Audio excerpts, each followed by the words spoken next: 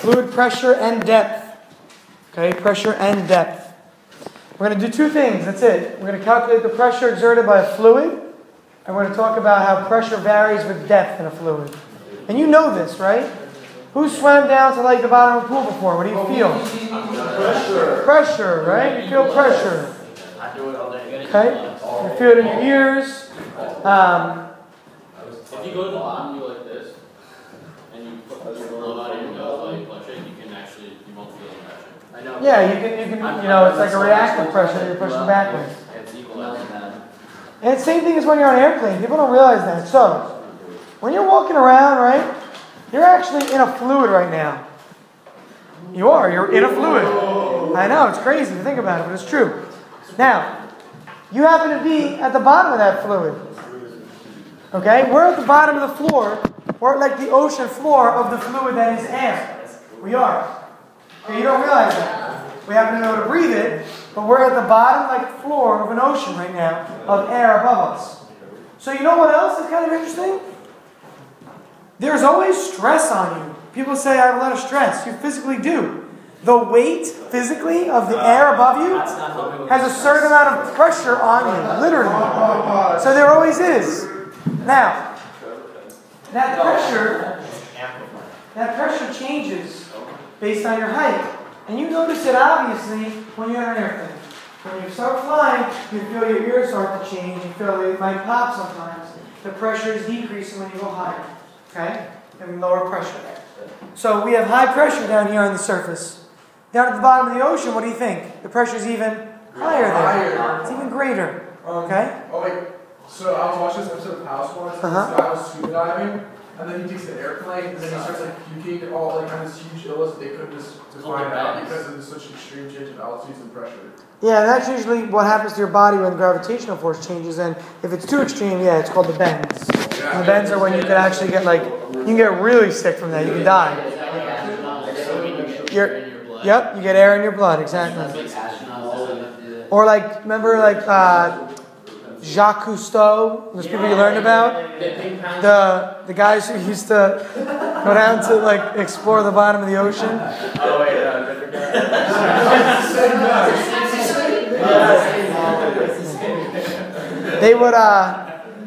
They would come up too fast, right? From the bottom of the ocean, the change in pressure would cause their blood to become oxygenated. Right? Yeah. You have to wait. Yep, absolutely. All right, first thing to talk about is pressure. Now, this is any pressure. This is not fluid pressure, but general pressure. Gary, put it away. Pressure is a measure of how much force is applied over a given area. So, the simplest example is this, and everybody's seen this before. Think about a ballerina dancing. Okay, like Paul. Paul, come on up. Let's do it. No, like Mr. Let's get this started. No, let's get this started. Get on those tippy toes. What do you notice, Paul? Just pretend. Is it easier or harder? It's harder. Try and get as high as you can on tippy toes. Go. Alright, not bad. Who can do better than that? See. You guys are actually doing a ballerina competition. You notice this, right? Let's see how Garrett can do. Alright, yeah, good. What's happening here, guys? What's physically happening? Increasing the pressure by making only a smaller surface. That's exactly right. Guys, one more time. Quiet, listen. Jeff, explanation. Exactly right. Pressure on the body by decreasing the surface area. Exactly. As you decrease the area of contact, you're increasing the pressure. Okay? So it's like, you know what? Why does a pin pop a balloon? Because a pin, A, is sharp, and B, it's a lot of pressure. Because you're putting force on a very small area, a pinpoint. As opposed to if I took my finger and poke out a balloon, is it going to pop it? Because I'm displacing that force over a certain area, so there's not much pressure. But when I take a pin, it's a high amount of pressure. Because it's such a small area. Okay, because it's such a small area. Are you serious? Alright, focus guys, focus. Don't worry about Molly. She has a 94 in this class. When you have that, you can start concerning yourself with her. Yeah. You can do whatever you want in class and you get this grade. So, I'm saying to mind your own business. I'm not saying it works like that. I'm just saying mind your own business. Now, the units we're going to look at here. Newtons per meter squared, okay, is defined as a Pascal. Pascal. It was named after Blaise Pascal. Okay. Now, it was a French mathematician, physicist, and some other stuff. The idea of pressure, the first thing we have to think about is what we said a minute ago with the pressure around us. So, at all times, there's some weight on you acting from the air above you. Okay, guys, leave that alone. It's not. You're going to break it. It's not. This way. So there's some weight acting on you from the air above you. And what we call that is atmospheric pressure. Okay, atmospheric pressure. So, no matter what, even if you're not down below the water level, you still have pressure acting on you. And that value is 1 ATM. Okay, 1 ATM or 1 atmosphere. Okay? Because there's a fluid above you, there's something weighing down on you. And that is the weight of the air above you, which is approximately 1 atmosphere of pressure. And that value... 101.4. Yeah, you remember that KPA from earlier? Or you learned that? Yeah, from chemistry. Okay, you can write it this way. Okay, that's the actual value. These are equivalent. Okay, 1 atmosphere is 1 times 10 to the 5 Pascal. That's approximate. It's really 1.10 or 1.013. Isn't it like 14 pounds per inch squared? I don't know what the number is. It might be 14 psi. Actually, no. It is about 10 psi. You know why? Because a car is, you fill a tire in a car to about 30 psi, and that's about 3 atmosphere. So I think it's about 10. All right. So the next thing is remember we talked about Archimedes' principle, where he gets in the tub where he discovered it, and the water level rose and all that. Now, this is just as important. This is Pascal's principle, and we can say what it says here, but the idea is this: if you have a fluid in a container that's closed, the pressure on all the walls is the same. That's what's really happening. Okay, so it really says the pressure applied to a fluid in a closed container is transmitted equally to every point in the fluid and to the walls. Okay? It is possible, and it's crazy to think about.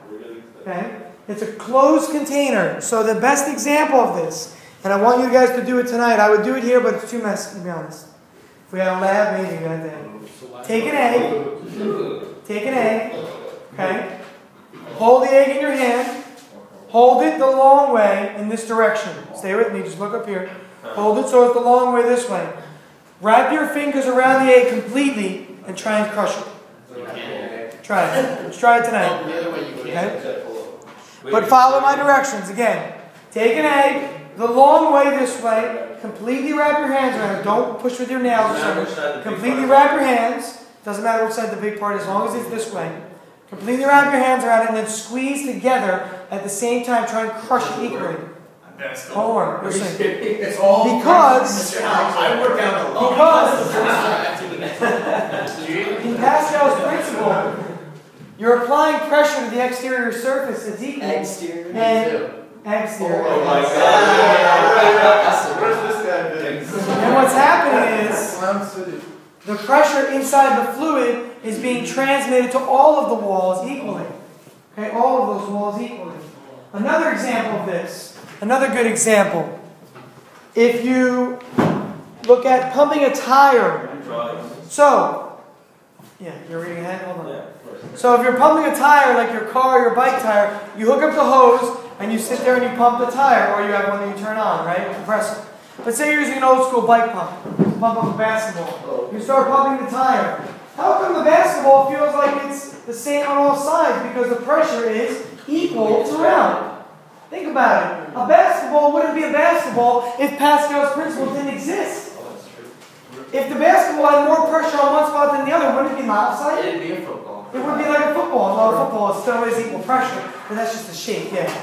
but the pressure is equal in a closed container. Okay, in a closed container. What about like the water? All these pressures will be greater at the bottom, isn't it?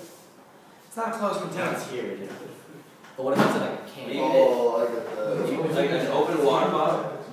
Closed water bottle. After you release the air A pressure. closed container also means there's no air in there that's like sitting there. If you take out all the air and you have just the water in it, sure.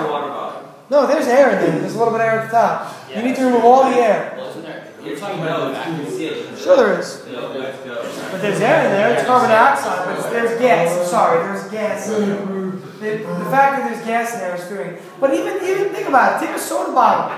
Squeeze the soda bottle. It's the same pressure throughout. It's not different pressure. It's a closed container. It's pressurized. Okay? But the best example is hydraulics. Let's talk about hydraulics now. Okay? Let's talk about hydraulics. So, here's an example of something that's used all the time in mechanics. Okay? Called a hydraulic lift.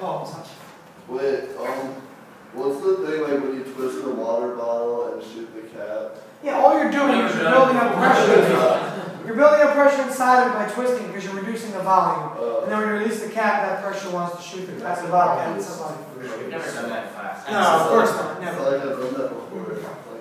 Like throwing everything out the window. Bring your water bottles tomorrow, empty water bottles. Let you do it for one day. See if you shoot it furthest. That's the first Tomorrow. We've been practicing for the past 3 years. If you bring in like the Poland Springs, each person gets one try. We'll see who can go furthest. It depends on the water No, bottle. if you leave some water in it, it shoots further and it's more. No, actually, if you leave a little bit of Whatever, I don't care. Guys, if you want to do it tomorrow, bring it tomorrow. Let's Wait, start it's a tomorrow. good question. I can It's a shoot good the question. furthest. If you leave a little bit of water and then you twist it and like jump in and squeeze It's like it. vape raft right now. That's a It's real awkward. a pressure change. Alright, anyway. Here's the idea of a hydraulic lift. You've got this cavity filled with some fluid. So on the screen, Max, look up here, please. You see this green on the screen here. Okay, that green is the cavity that's filled with some fluid. Now, because of Pascal's principle, this fluid here, okay, this fluid here has the same pressure along all of its walls. So if you push down and exert pressure on one surface, it's going to exert pressure on another. So most of the cavity walls are fixed, except where you see the lifts on each end. Those can move. They're called pistons. Jack, you know about these pistons, right, with cars? So the pistons are moving. Now, do you know why they're called the Detroit Pistons, by the way? Yeah, Motor City. Okay. People don't realize, they think like pistons, like, it just doesn't connect. Like sometimes. a raging Yeah. like, what is that? I don't know what that is. So here, in this problem, if you apply a pressure Sorry. on one piston, it's going to exert a pressure on the other piston. That's equal and opposite because of Pascal's principle. Now, that's an amazing thing to think about. Here's where it says right here, P1 equals P2, right? Well, P1 is force over area, but for force 1 and area 1. P2 is force over area. So P1 equals P2 becomes this equation. F1 over A1 equals F2 over A2. Well, go ahead and solve for F1. Multiply both sides by A1. So take the A1 and multiply it. So take this A1 and bring it up over here. You're going to have F2 A1 over A2, which is the same thing as what I wrote here. I just rearranged it. Okay, so again, these are the same. All I did was take this and rearrange it to look like this. Which equation did you run? You're going to be given the equation for pressure. P equals F over A. That's it. You have to come up with this if you want to use it on the test. Okay? Again, this equation is the same as this. Why is this important? Why is this important? Who can make a statement as to what this is doing for us? Why is it useful? You can use the drift force. Okay. So Give me more. So you can transfer energy between 2 points using like a tube. So Well, what are you doing though? You're absolutely right, Stash, but you're missing the importance of it. There's one key that we're thinking about here.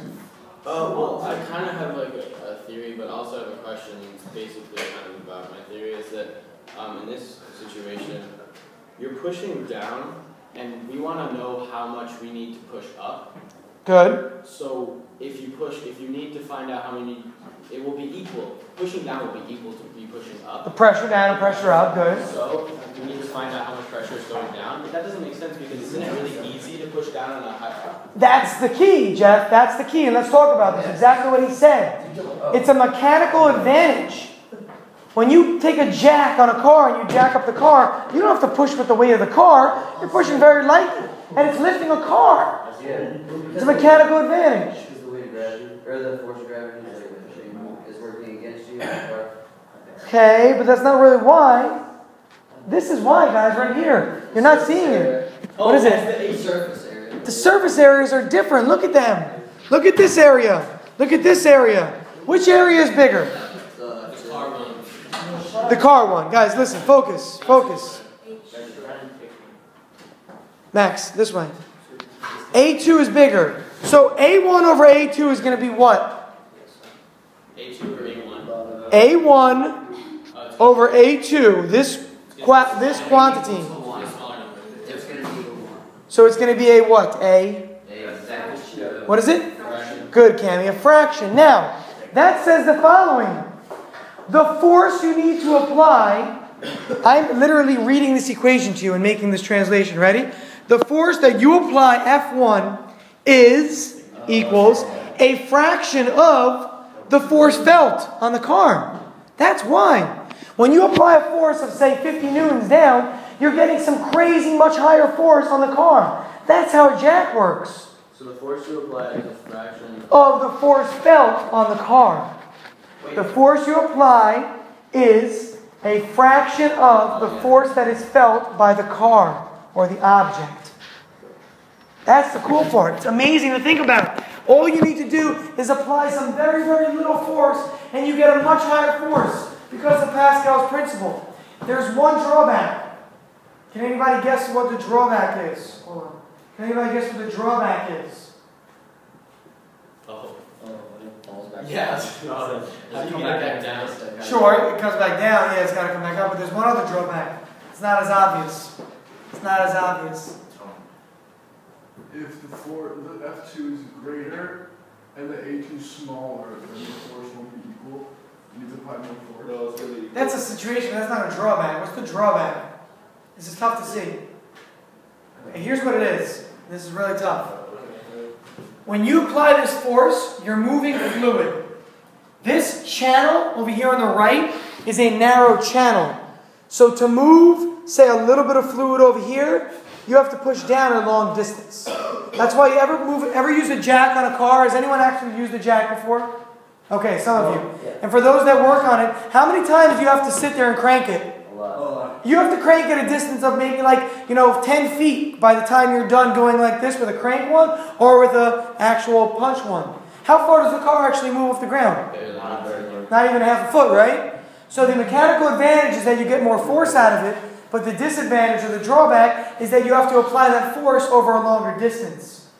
So you're still doing the same amount of work, but you're applying this force F1 over a longer distance to get the same force out over here, or to get the same pressure out over here.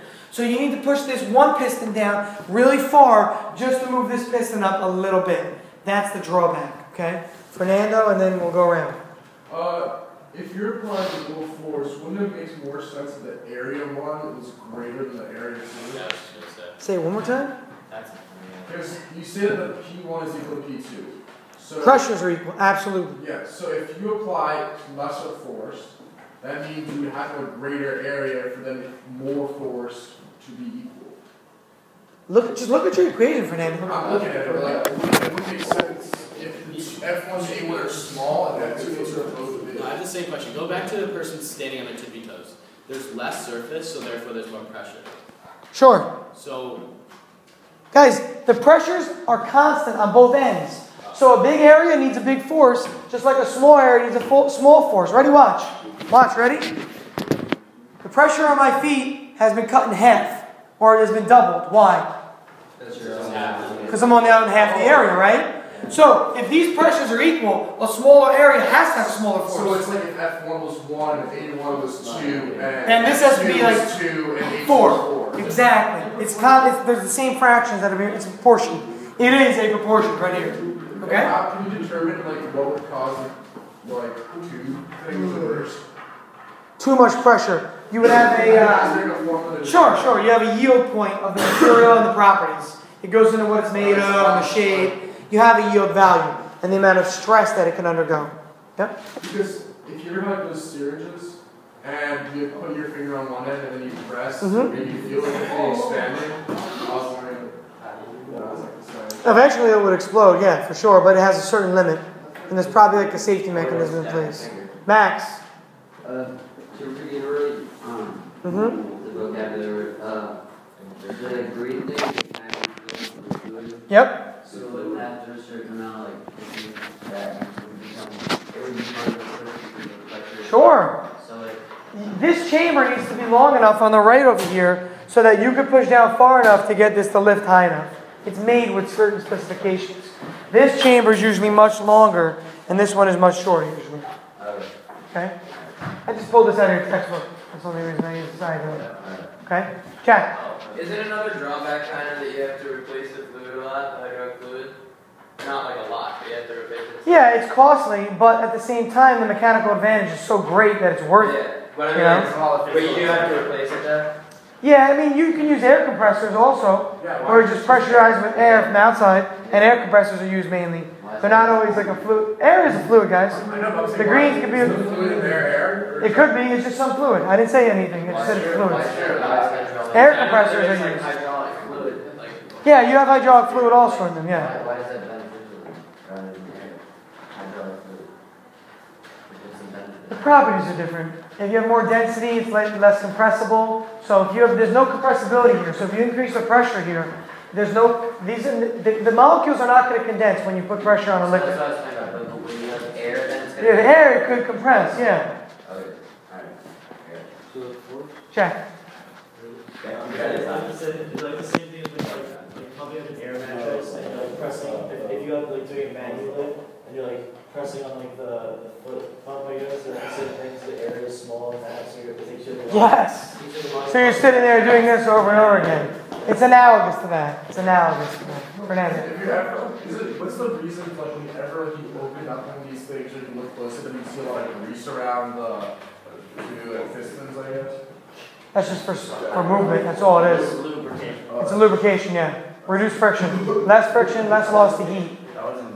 Less work loss, less energy loss. So, if the force required to Lift the car. lift the car is greater, and the car is the same like weight. No, F1 is less than the weight of the car. I know, I understand. Okay. But if we're talking about two scenarios, one where the force required is a little bit lower, is the greater force gonna result in less pumping? Sure, absolutely. Yeah. If this area were larger, and thus the force required would be more over here, you would have to go less distance or less pumping. Yep, absolutely. All right, let's look at an example. In a hydraulic lift, a 550 Newton force is applied on a piston of 1.5 square meters area to support the weight that is placed on another piston of 4 square meters area. How much weight can the wide piston actually lift? Okay, so what is the weight of the car really? And how much pressure is exerted on each piston? Let's start givens first. Give me givens.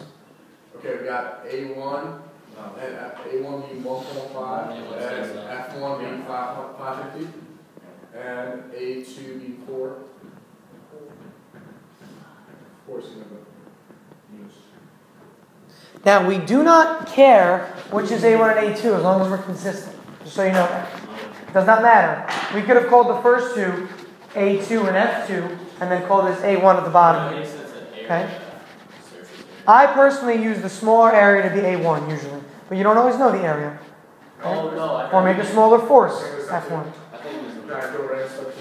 Sure. What are we looking for, Fernando? So 550. What are we looking for, Fernando? We're looking for F2. And what else? Yeah, that's And how much weight can the wide piston lift? Wait, that's the F2, so then how much pressure is exerted? So P2. Just P in general. Or P, oh, it says each, right? Yeah, it's P1 So first we do F1. So 550 over 1. Start Pascal's principle. 550 over. Start Pascal's principle. P equals 550 over 1.5. Oh, P1 equals F over A. Pascal's principle. What was the starting P point? equals P. Yes, thank you. Now start replacing. Now P. Do you want? Are we gonna solve for P first, or? No, P. we could if we want to. F over A. F1 over A1 equals F2 over A2. This is always your starting point. You're never going to be given this formula. You guys know one of your formulas will be given is P equals F over A. Pressure equals force over area. But you need to have this memorized, Pascal's principle. And then you need to go ahead and plug in and see which one of these four is missing to solve for. So again, you'll always be given pressure equals force over area. And by always, I mean on my test, obviously. Down.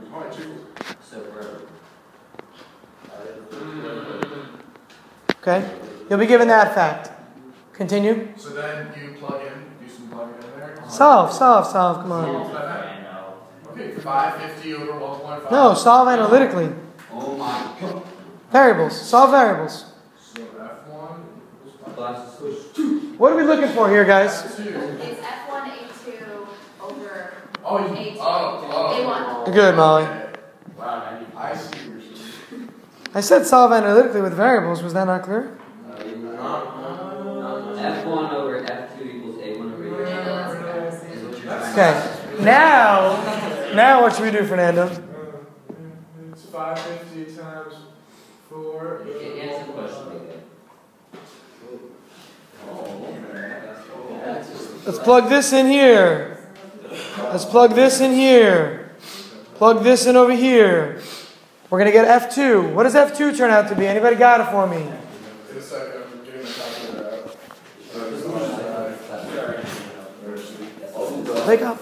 I'm trying.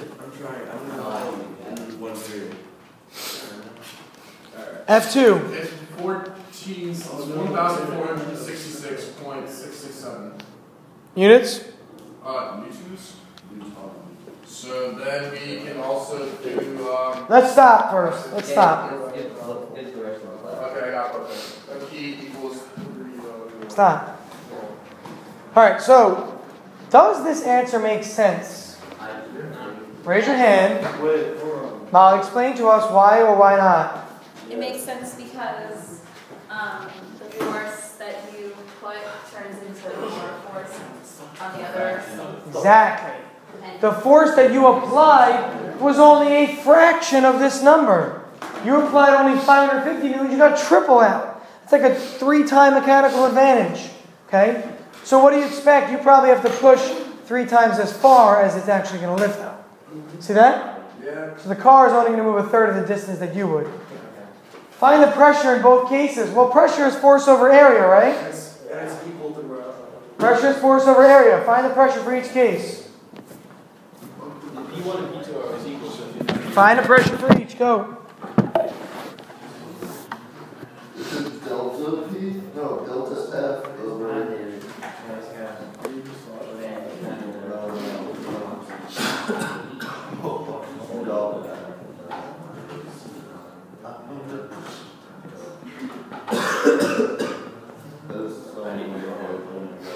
Jeff, what do you get for the first pressure? You got it? Oh.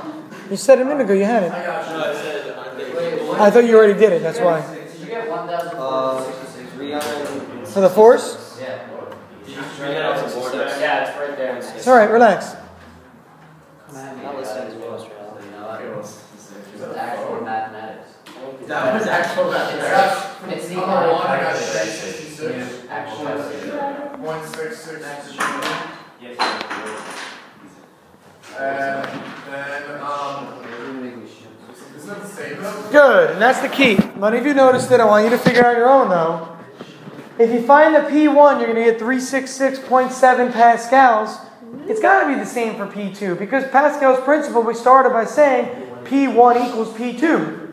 That was the way we started this problem. Go back up. This is it right here. Okay? We started by saying that. So if you find P1, you've got P2. It wouldn't work if that didn't happen. All right. We've got about 5 minutes. I want to talk about something and go through an example. Focus, people. Focus hard. The pressure felt by an object underwater is due to the weight of the column of water above it. Think about this for a second. You're under the water. The pressure that you're feeling on you is the water that's directly above you. If you extended your body straight up and there was a column of water, so if you had like this desk, the rectangular solid of water that extends above the desk, if you extruded it upward, this column of water that would sit as a rectangle above it is providing the weight on it. Okay? Now, what we can say is the following. We start, and I'm going to give you a quick derivation. You don't have to know this, but I want you to see it. So you can just watch if you want. Pressure is force over area. Okay? But remember, the force of an object, in this case, the water above you, is its weight. The weight of the water. So the weight of water is the mass of that fluid times G. Okay, the weight of water. Mass of fluid times G. But the mass of a fluid, remember, is rho times V.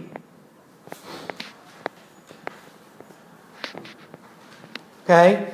But the volume of a fluid, and this is the tricky part, here's where you have to think about the shape you have here. How do you find the volume of something like this?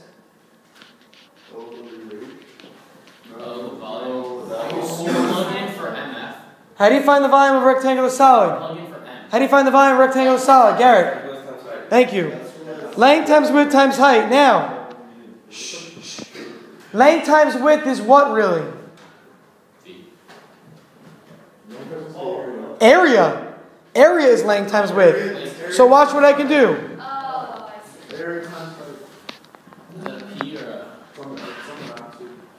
So we replace the volume with LWH. But LW and A are the same thing. The area on top of this object I'm about to shade in blue, that area is LW. So those cancel. What are you left with? The density of the fluid times the height, and really the height of the water. Stop, guys. The density of the fluid times the height of the water, which is really the depth times G. The pressure that you feel underwater at any given depth is the density of the fluid times the height of the column of water on top of you, which is really how far deep you are in the water. If you're 200 meters deep, there's 200 meters of water on top of you. So that's what H is. H is really depth in this case. Okay, that's the amount of pressure you feel on you from the water. But what's above the water? The atmosphere and its pressure. So when you're under the water, it's the combination. So here's what it is. The overall pressure when you're underwater is atmospheric pressure plus rho GH. Again, let me go over this so you know what we're saying here. The overall pressure you feel when you're underwater is the sum of the pressure of the air acting on the water, because the air, the sum, plus, the air is pushing down on the water, so it's that pressure, plus the water pushing down on you. So you feel not only the water pushing down on you, but the air also. So when you're underwater, you feel that, we have a number for this, 1 times 10 to the 5, and you can figure this out by plugging in the values you're given. I missed when you said what those variables were. One of them. Density, gravity, depth. So it's the pressure of the air above the water plus the water itself. When you have you ever put your head in a bucket underwater and a bucket? No. Where you can like breathe and That's a very Come on, guys. Okay, when you put a bucket like in the water, There's air pocket, you put your air in it, the and get the air out of it. and then you just get pushed down. Is that because the pressure outside? Is that because air is heavier than water? You get pushed down. When you put the bucket like that, the bucket gets really heavy and it just pushes you all the way down to the bottom. No, it pulls you to the top. Usually pushes up. It's like a parachute. Who are you? I don't know that, I'm not sure. Let's look at an example. Calculate the depth in the ocean at which the pressure is 3 times atmospheric pressure, where the density of the water you're using is 102.5. Calculate the depth. So what are we looking for? What variable? What variable? H, or the height. H, or the height. What do we know? We want the depth where the pressure is triple atmospheric. So if I wrote this equation like this, take a look. The pressure is said to be triple atmospheric. So just put 3P0 there. Again, we were given that the pressure is 3 times atmospheric. So we can replace the overall pressure, P, with triple atmospheric. We know that number. It's fine, we'll plug it in a minute. But just to show you that you have the common P0 on both sides now. What do you do when you have like variables? Yeah, combine them or move them. So subtract 1 P0 from both sides. So 2 plus 2 plus 2. Now what do we really want to solve for? H. So everybody divide by rho G. You know the atmospheric pressure of any situation. It's 1 times 10 to the 5 pascals. That'll be given. That'll be given. And that's not a P though, right? That's P0, the atmospheric pressure. That's rho, and that's the density of the water, 1025. Rho, and that's what we've given in this problem. Salt water is 1025. G is 9.81. Just so you know, you're going to get 19.9.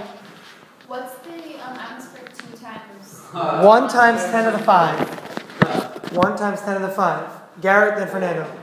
Does the size of the body of water that you're in not affect the pressure? Like if you're 12 feet under in a pool, I feel like it's a lot less than if you're 12 feet under in like an ocean. Well, pool is one The pressure that we're calculating is like an overall pressure on the top of the body of the object. We're not really talking about this pressure on the side. It does affect it, it does. The material, a lot of other things affect it as well. But we're trying to model things now, so we're making these like assumptions. Yeah. It's like with the no air resistance. Remember with the particles? Projectile motion, we said no air resistance. That's not real, obviously. Doesn't atmospheric pressure change as you get higher? Yeah. It gets less, because there's less air weighing on top of it. Guys, you can always remember this. Ready? If you've ever been to Denver and you see the Colorado Rockies play, it's called the Mile High Stadium, and there's a lot of home runs because the pressure is very low. Because you're so high elevated, there's less air weighing on top of you, so the pressure is lower. And there really is. There are a lot more home runs in any stadium. Pitchers for Denver hate it, but when you go to Denver to play as a batter, they love it. Homework, guys, homework. Remember, you have no problem set questions. You need to be doing these. This is your review for your test coming up. Okay, these kinds of problems, because there are no problem sets. I'm telling you now, you're not going to do well if you don't practice.